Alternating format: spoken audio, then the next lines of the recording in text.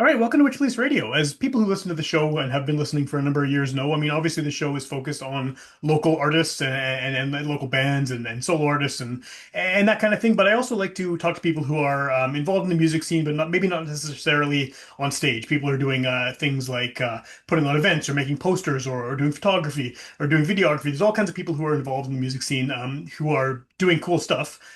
For the local music scene that aren't necessarily the people performing. So I think in this case, we have someone who's involved in putting on a fairly large scale event that's been running for a few years. And I think the best way to start this off is if you want to introduce yourself and we can get right into it.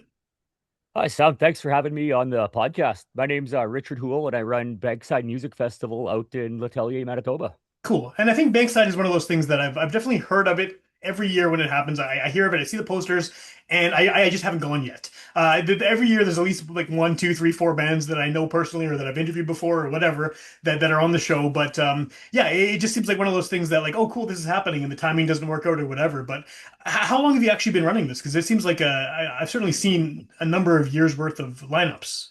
Yeah, so the Bankside brand started in 2018.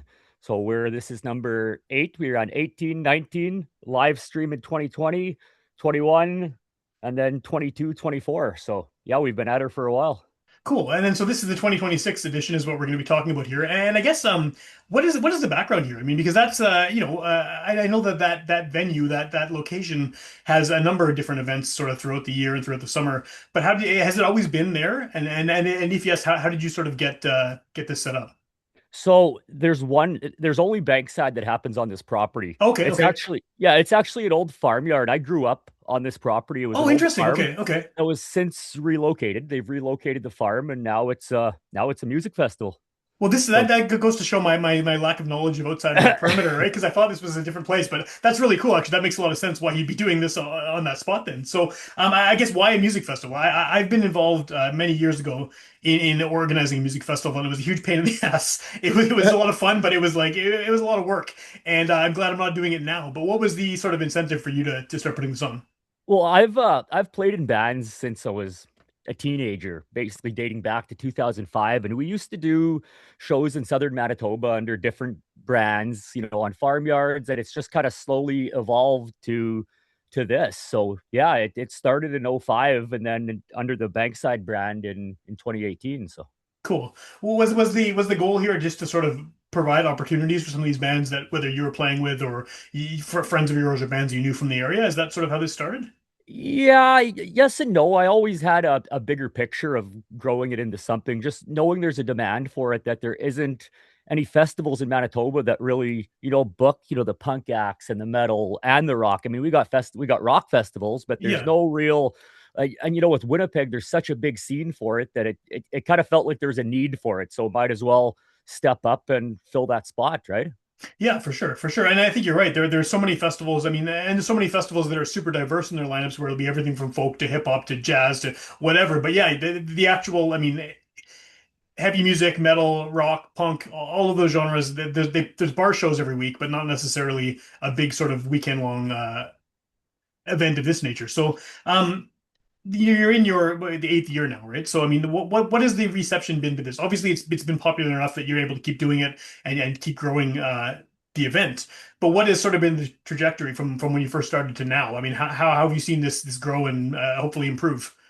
Yeah, it's definitely starting to reach a wider audience. When we started, it was, a small knit crew. It was the people from the surrounding area, our friends basically coming out. And every year as we moved, we started reaching, like, casting a wider net and starting bringing in people from other parts of the province, to now where, some of the people who are purchasing tickets are, I have no idea who they are. It's just random music lovers from across the province. So that's a pretty good indication, I think, of where we're headed. Is Yeah, we're starting to reach people that, maybe not the crowd that, goes to the small shows on the weekends, in the village or downtown or wherever.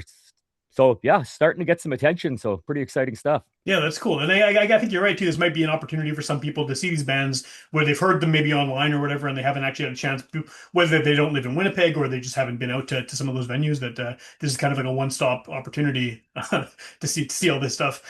What has the reaction from the bands been? Because I'm sure you've had artists that have played multiple years now, sort of since you've created this.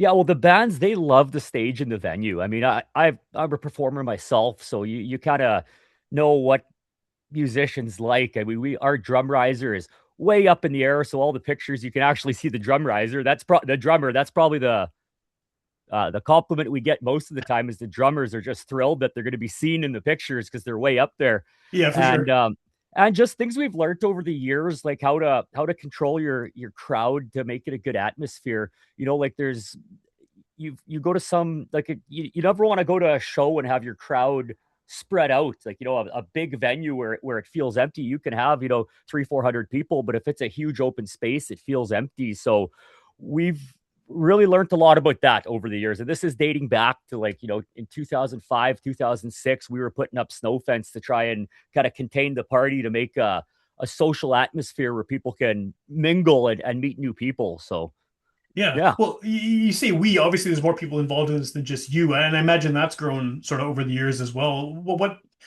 How many people does it take to actually pull this thing off? I mean, obviously outside of the bands and outside of the audience is coming, which is, a lot of people to deal with in that short amount of time. But how many, I imagine you have volunteers and other people involved in putting this on. Yeah, I have a core group of friends who I play music with and I've known for 20 plus years, right? They help out quite a bit, just like, like Alan, Caitler, Cameron Palmer, Michael Almendinger, just to name a few. So there's a couple key people that really help do this thing. And other than that, it's me and my wife, Devana, and we have 4 kids that help out that are, Cool. starting to get into music themselves. And it's, yeah, good opportunity for them to learn what it takes, right? Well, it's kind of cool to keep that sort of family dimension of it too, even as it grows, right? Even as it gets bigger, you still have that sort of community base around it.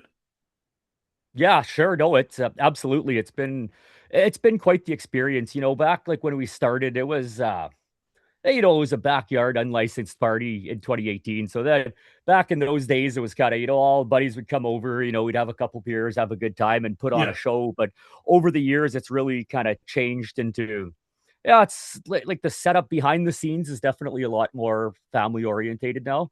The show itself, you would never know. It's still a good rock and roll kind of party, right? But yeah, it's definitely evolved the setup over the years. The kids are getting older, so they're able to help out quite a bit more now, and they're learning a ton. Like we do everything in house from our sound, lighting. We rent part of our PA, but we hook everything up ourselves. We program all our own lighting, so it's a really good opportunity to teach and mentor the next generation, I guess you could say. sure, yeah, yeah. And I guess that goes for not only people doing the behind the scenes stuff, but the artists as well, right? I mean, this might be the first festival that some of these people have played, and it gives them that opportunity to experience that too. Well, sure, and we really like that we can kind of bridge between local acts and out of province touring great acts, and that's a good response we've gotten. Is it you end up making like a lot of the artists end up making connections with some of these touring bands that next Yeah, time they come through Winnipeg, if they're playing at the park or wherever, that they're like, hey, maybe we'll book these guys as their opener. We just played with them last year at Bankside, so it's making a lot of connections for everybody involved, which I think is great. for sure. And that maybe brings up another question too: is how do you decide on the acts that are playing at this? Because I mean, like I said, every year I recognize most of the bands on the bill. I probably interviewed half of them at least, right? So I mean, you're getting a lot of really good local artists, and like you said, there's out of town bands as well. But what is the decision making process like? Who makes a good act to be playing at Bankside? Well, I typically book bands that I like. That helps. Yeah, Like that's that's nice to have. Yeah, I just I like these bands. I listen to these bands. I'm into rock and punk and metal, and so is my wife Devonna too. So we'll sit down and listen and try and figure out, okay, who's gonna go good with who, and try and kind of make the lineup where we don't have a whole bunch of bands that sound exactly the same. Where it changes. You get a little bit of the rock, a little bit of the punk, a little bit yeah. of the grunge, and yeah, we just we usually start booking the headliners, and then once we got the headliners, we just kind of work our way down and yeah, put together a lineup that we think would be interesting. So Do you have you had, I guess, since you started doing this, like bucket list bands, like bands that you have kind of always wanted to get on the festival? And have you actually managed to fulfill any of those bands that you've sort of always hoped would do Bankside? yeah, definitely fulfilled some of them. There's a few bucket list ones that are tough to get, that are tough to book. Like I'll use Dreadnought for example. I would Okay. love to have them, but it's tough because a lot of their members are on tour doing sound during the summertime. So tried multiple times, just hard to get them in July. Summer's busy, right? I don't Summer's think I busy. even knew they were still around, to be honest with you. Well, I don't know if they're really active, but it's worth a try every year. I try. For I sure. try. I've been a fan of Dreadnought since, whatever, 03, 04, right? Back to the days of seeing him at Yeah, the yeah, zoo. So yeah. yeah. Oh, that's cool. Yeah. So, who's playing this year? I mean, I know you have, like you said, it's pretty diverse. It's all, I guess, falls under the heavy umbrella, right? But you have bands that are more sort of hard rock, more grunge, more punk, more leaning into the metal side of things. What's the bill like for 2026? Well, Friday night, we're doing our heavier music on Friday night. So Seventh String is going to be headlining with support from Toaster Bath, Lost Planet Airmen, and Corey and the Convicts. They're a local act from the area. They're some buddies of mine that I've known for 25 years. They're very well known around here. And then for Saturday, we've got a Caudaline Crush, Broken Love, and Calling All Captains for our out of province bands with support from the Bloodshots, One of Us, Penny Sleeve, Ledwin, and maybe one more that's not on the poster that I can't really talk about right now. Okay, cool, cool. So Econoline Crush, I mean that seems like probably the biggest get, right? Yeah, Of those, I mean, and they have the Manitoba connections, obviously. yeah. With the singer's origins, like in the Verdun area, but I feel like they've been sort of doing a lot of shows like this, not necessarily festivals, but they have been doing festivals too, like in Manitoba, and sort of showing up here and there in unusual places. So was it difficult to sort of pin them down for this, or were they pretty open to doing this kind of Well, thing? we actually had them in 2019. Okay, They okay, had they headlined in 2019. At that time, they weren't nearly as active as they were nowadays, and it was a great show and a great turnout. So it was a little easier to reach out for them because they knew us personally and yeah. they knew the location, they knew the venue. So yeah, that was a little bit easier of a one to pin down with the personal connection. So. That's cool. Yeah, yeah. And I guess having someone like that too, even when they weren't as active, like the name recognition, right? I mean, that's a band that I think a lot of people of a certain age, I mean, within a few generations of each other in Canada are obviously really familiar with it, right? So that helps to bring people in to maybe check out some of these local bands that they haven't heard previously. Well, sure, yeah. I mean, with our choice of the three out of province bands that we brought in, we wanted to cast a wide net. So we got, a Carline Crush is more for, maybe the older generation, my Yeah. age or Yeah, me whatever, too. in Yeah, your yeah. your 30s or 40s or whatever, right? And then, Broken Love being the newer rock, right? Maybe catering to the younger audience, and then Calling All Captains kind of stays with our roots of punk and metal, and maybe even a splash of hardcore in there, right? Yeah, Like sure, so, sure. yeah. So to try and cast a wide net, get a little bit of everything, right? Yeah. And how does this what is the experience of promoting this like? Because I mean, obviously it's a festival. You want as many people to come out as possible. You have all these bands playing that appeal to different audiences, and we're in an era now where everyone has to be basically promoting their shit 24/7 on Yeah. whatever platforms and stuff, right? And so this being a very DIY thing, and like you said, it's a family event. It's something you've been doing sort of, with a small group of people for years. What has the experience been like just trying to sort of get the word out? Because it's very, I haven't played in bands myself in a few decades, but the way you promote shows now, even just bar shows, is completely different than it was even 20 years ago. Well, sure, and it changes every 2 years too. We learn something every year. We try different things. We've tried promoting in different areas. We've tried radio ads. We've done TV interviews. We've done online. We've tried a whole bunch of different avenues to try and get the word out there and really kind of get people out of Winnipeg. I talk to a lot of people and they hear about this. They're like, "Wow, I can't believe I've never heard about that." But in 2026, that's the hard part is, the market is so saturated and there's so much information out there. Just getting your information to people has been a challenge. So for this year, we've really emphasized online content. I've, jumped out of my comfort zone and put my face on camera and, really tried to do it that way. And it seems to be working. We're on TikTok and Snapchat this year, which is, I have teenage daughter that tells me that's where you got to be if you want to reach the new generation. You got to be on Snapchat and you got to be on TikTok. So there we are. How's that going for you? I mean, I got teenage kids too. I totally get it. Is that have you found those easy to navigate? You know what? TikTok's actually it's pretty good. Their algorithm, the way it reaches people. You look at your views, it's like, wow, like how is it finding these people? I'll see names of people that I've known 20 years ago from the area, and it's like, Cool. how did they know to push this video to them? But it's a pretty powerful tool, TikTok. I'm quite surprised. So Cool, cool. So people can. So maybe that's another question: is how do people get? How do people find out more about this? I mean, because we've said the lineup, but people might have forgotten it already by now. Where do they go if they want to find out the details of where it's happening, when it's happening, who's playing, how to get tickets, all that stuff?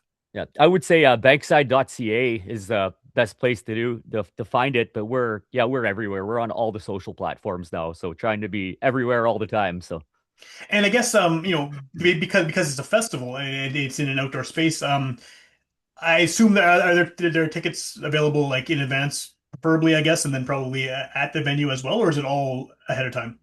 yeah, so we sell them in advance, and we do as most festivals do these days in tiers. So the Sure. pricing increases every so often. We just passed one June 15th.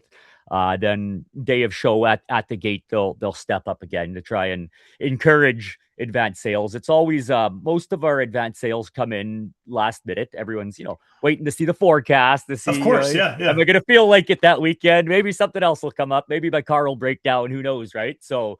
Um, yeah, so I think a lot of festivals are doing the tiered pricing system now just to try and encourage those advanced sales. And for your diehard fans, it's great for them because they can get tickets at a discounted rate, and it kind of helps us as festival organizers prepare a little bit better to get an idea of how many people are coming.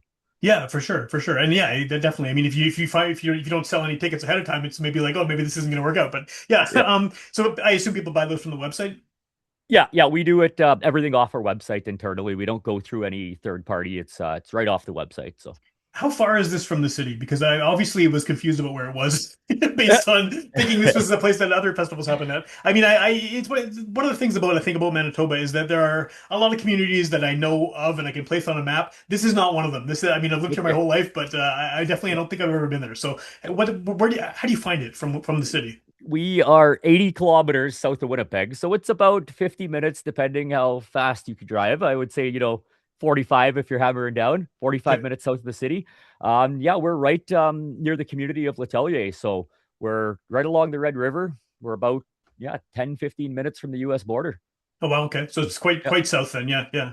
Yeah. It comes out. We're up on Google Maps there, so it's quite easy to find if someone's trying to locate it. So Cool. And then what is yeah, the I don't know if you can answer this maybe, but what is sort of your eventual goal with this? Because like we've established, you've been doing it for a while. It yeah. seems like it's growing, which is a great thing. You're getting more interest from bands, from concert goers.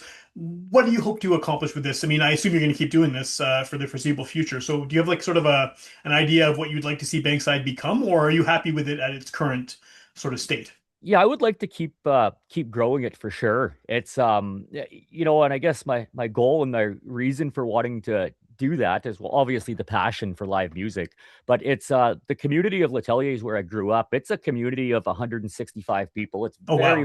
Yeah.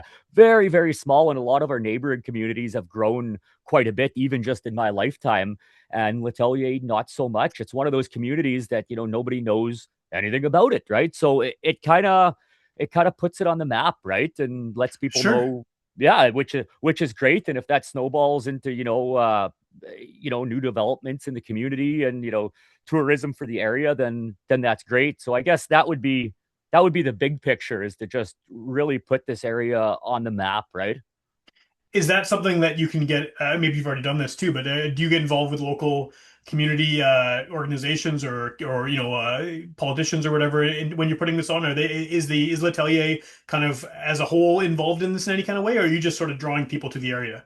I'm kind of drawing people to the area. There is some community support from the municipality and everything. It gets on the newsletter. They Sure, they yeah, help to yeah, promote it, and it's really nowadays it's really starting to be more so like that. When we started, I think everybody kind of branded it as like a metal festival. The posters were really dark and scary looking, and I yeah. think people are starting to warm up to it a little bit. So Cool, cool. They're they're yeah, starting to realize the metal's not as scary as as the yes. logos of the bands might seem. Yeah, yeah.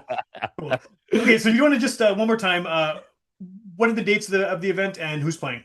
We are July 17th and 18th in Letellier, Manitoba. We've got the Carline Crush, Broken Love, and Calling All Captains. On Saturday, with support from the Bloodshots, One of Us, Penny Sleeve, and Ledwin.